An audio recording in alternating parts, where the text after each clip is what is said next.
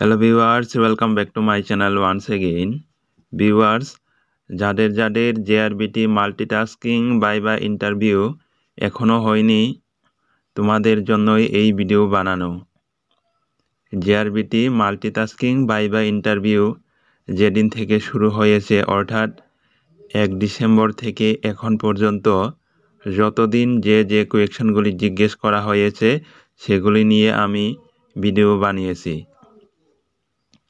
যারা ভিডিওটি দেখেনি, তোমরা এই ভিডিওটির ডেসক্রিপশন বক্সে লিংক দেওয়া রয়েছে, সেখান থেকে সবগুলি ভিডিও দেখে নেবে। ভিউয়ার্স, যেসব ক্যান্ডিডেটদের এখনও ভাইভা ইন্টারভিউ বা মৌখিক ইন্টারভিউ হয়নি, তোমরা কিন্তু ভালো করে প্রিপারেশন করে যাবে ইন্টারভিউ দেওয়ার জন্য। কেননা এবারই ত্রিপুরা রাজ্যে জেআরবিটির মাধ্যমে প্রায় 2500 জন একসাথে লোক নিয়োগ করা হচ্ছে। অর্থাৎ আপনার এবার চাকরি পাওয়ার সুযোগ অনেক চান্স রয়েছে। এই সুযোগ হাতছাড়া করবে না। এখন সব কিছু ভুলে গিয়ে মন প্রাণ দিয়ে পড়াশোনা করো, দেখবে তোমার জীবনে সাফল্য আসবেই। কেননা এই সুযোগ তোমার জীবনে আবার নাও আসতে পারে। আমি তাই বারবার বলছি, একদম ভালো করে প্রিপারেশন নেবে ভাইভা ইন্টারভিউ এর জন্য। ভিউয়ার্স, যেসব ক্যান্ডিডেটদের ইন্টারভিউ হয়ে গেছে, তোমরা এই স্ক্রিনে দেওয়া হোয়াটসঅ্যাপ নাম্বারে তোমাদের কি কোয়েশ্চন জিজ্ঞেস করা হয়েছে সেগুলি পাঠালে খুবই উপকৃত হব। তাহলে দেরি না করে আজকে JRBT multitasking staff group D viva ইন্টারভিউতে কি কোয়েশ্চন জিজ্ঞেস করা হয়েছে সেগুলি দেখে নেব। ভিউয়ার্স, প্রত্যেক ক্যান্ডিডেটকে প্রথমেই সেলফ ইন্ট্রোডাকশন সম্পর্কে জিজ্ঞেস করা হয়েছে।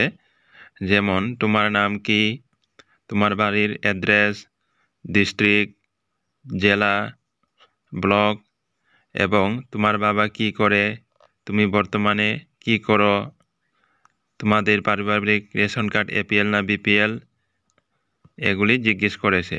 ভিউয়ার্স, এর আনসার তোমরা কিন্তু নিজস্বভাবে দেবে। এরপরের প্রশ্ন জিজ্ঞেস করা হয়েছে, G20 দেশের সায়েন্স 20 সাবমিট অনুষ্ঠিত হয়েছে কোথায়? এর উত্তর হবে ত্রিপুরা রাজ্যের হাপানিয়াতে। এরপরের প্রশ্ন, পঞ্চায়েতি রাজ সুশাসনের জন্য ত্রিপুরা 2023 সালে কয়টি জাতীয় পুরস্কার পেয়েছেন? এর উত্তর হবে 2টি। সেই পুরস্কারগুলি হচ্ছে নানাজি দেশমুখ সর্বোত্তম পঞ্চায়েত শতটা বিকাশ পুরস্কার। এই পুরস্কারটি পেয়েছে কুমারঘাট ব্লক অ্যাডভাইজারি কমিটি। এরপরে 2 নম্বর যে পুরস্কার পেয়েছেন, কার্বন নিউট্রাল বিশেষ পুরস্কার। এই পুরস্কারটি পেয়েছে Bagmara village committee, Rupaichhari block. এরপরের প্রশ্ন জিজ্ঞেস করা হয়েছে, 0 মাইল পোস্ট এর নাম পরিবর্তন করে ত্রিপুরার কোন মহারাজার নামে রাখা হয়েছে? এর উত্তর হবে বীর বিক্রম কিশোর মাণিক্য। এরপরের প্রশ্ন, ত্রিপুরা পুলিশ ক্রাইম ব্রাঞ্চটি কোথায় অবস্থিত? এর উত্তর হবে ত্রিপুরা পুলিশ ক্রাইম ব্রাঞ্চটি ওল্ড সেক্রেটারিয়েট কমপ্লেক্সে অবস্থিত। এই ব্রাঞ্চটি উদ্বোধন করেছেন অমিতাভ রঞ্জন। ভিউয়ার্স, এরপরে আগরতলা বইমেলা থেকে কিছু কোয়েশ্চন করা হয়েছে। যেমন আগরতলা 2023 বইমেলা কততম? এর উত্তর হবে 41তম। এরপরের প্রশ্ন, ত্রিপুরার কোন ট্রেনিং একাডেমি কেন্দ্রীয় স্বরাষ্ট্র মন্ত্রক দ্বারা পুরস্কৃত হয়েছে? ত্রিপুরার কোন ট্রেনিং একাডেমি কেন্দ্রীয় স্বরাষ্ট্র মন্ত্রক দ্বারা পুরস্কৃত হয়েছে? এর উত্তর হবে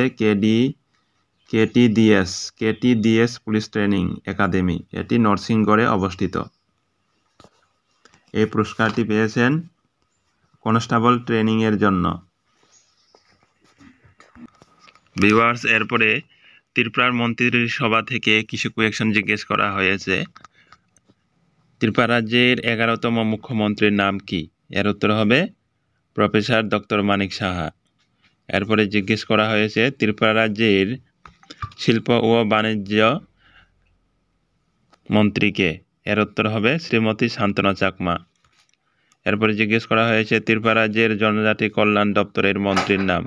এর উত্তর হবে শ্রী বিকাশ দেববর্মা। ভিউয়ার্স, তোমরা কিন্তু ত্রিপুরা রাজ্যের মন্ত্রিসভা থেকে কে কোন দপ্তরের মন্ত্রী ভালোভাবে দেখে যাবে, কেননা প্রত্যেক দিন এই ত্রিপুরা রাজ্যের মন্ত্রিসভা থেকে একটা না একটা কোয়েকশন করছে ইন্টারভিউ বোর্ডে। এরপরে জিজ্ঞেস করা হয়েছে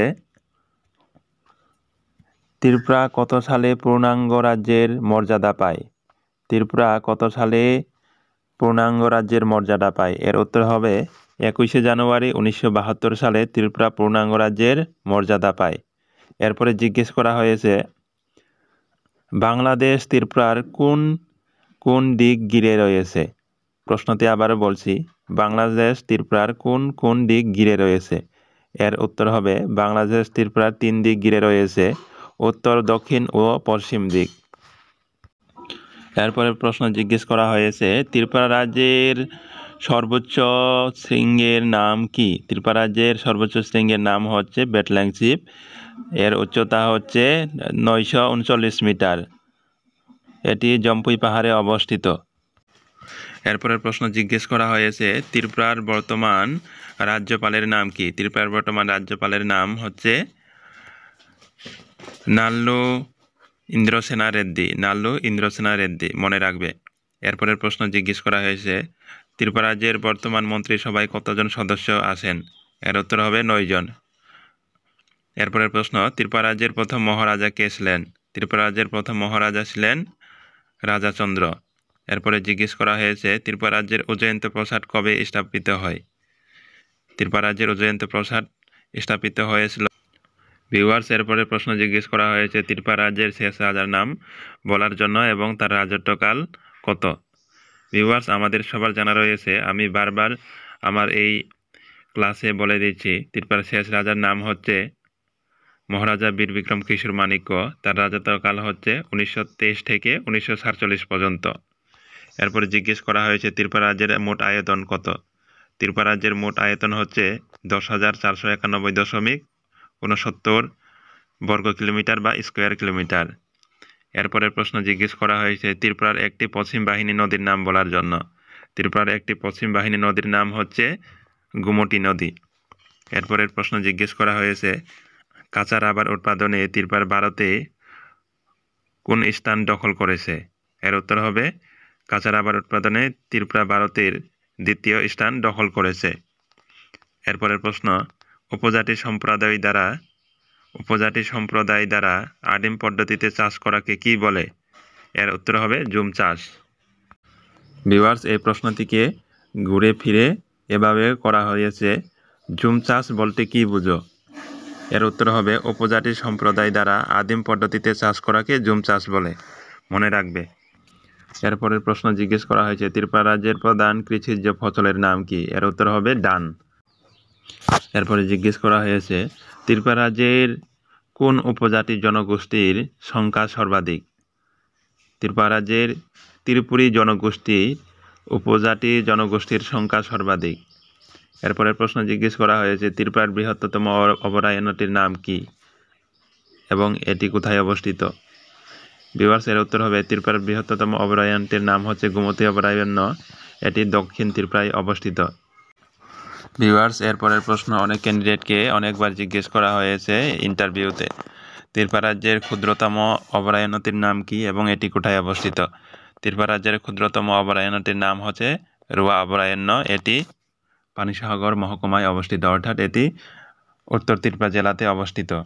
এরপরে জিজ্ঞেস করা হয়েছে ত্রিপুরার দীর্ঘতম নদীর নাম কি?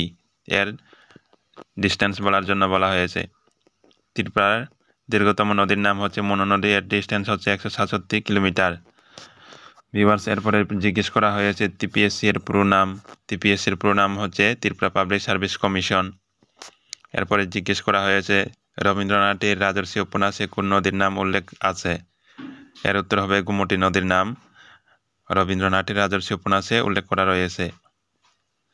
এরপর জিজ্ঞেস করা হয়েছে ক্যান্ডিডেটকে টিবিএসসি এর পুরো নাম কি। টিবিএসসি পুরো নাম হচ্ছে Tripura board of secondary education. Viewers, ভিডিওটি যদি আপনার হেল্পফুল বলে মনে হয় তাহলে একটি লাইক, শেয়ার, কমেন্ট করবেন এবং চ্যানেলটি সাবস্ক্রাইব করতে ভুলবেন না। দেখা হবে তোমাদের সাথে পরবর্তী ভিডিওতে। আবারও ধন্যবাদ সবাইকে।